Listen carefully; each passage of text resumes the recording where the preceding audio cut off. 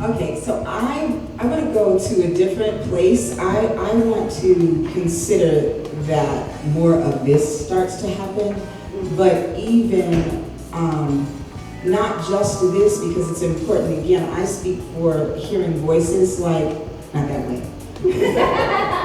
But I mean that we are allowing people's voices to be heard, because I think that we have to consider and understand that when something like this takes place, the community needs to heal.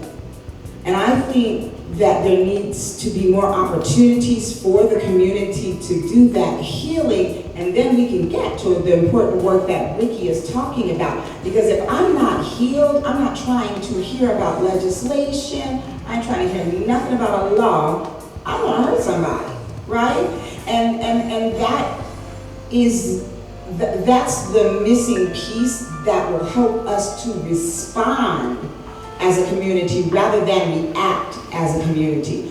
So, you know, as a person that, like, my practice is called holistic healing for a reason, because, you know, someone who is grieving in the way that I'm sure Nicole's family is grieving, if they go to a doctor or a therapist who is not a color, perhaps the first thing that they want to think of, or I'll even say someone who is not working from a holistic perspective, they want to give them a pill. See, but here's the thing, pills don't heal.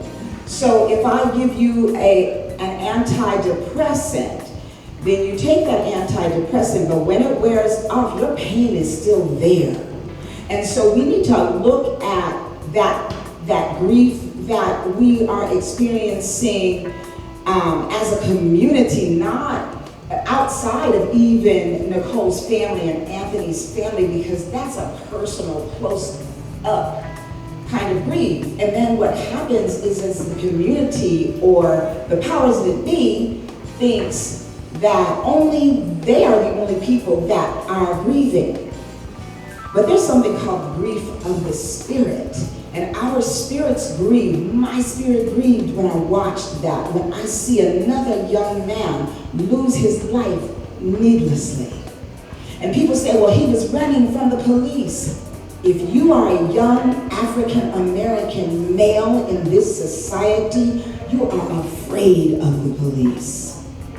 And so people say, well, if he hadn't run, maybe he'd still be alive. But if he were not a black man, no one would be saying that.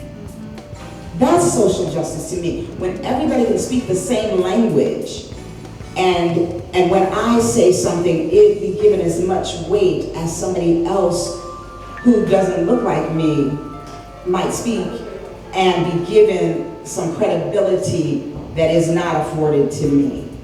And so I think that we need to be in the trenches, because this is the first thing. We need to understand that we need to heal, because that's a huge thing. But when you're angry, you can't even hear those voices that tell you that, and I want to say anger, and I also want to say hurt, because I would suffice to say that every mother watching that video first felt hurt in her heart, and then she was angry.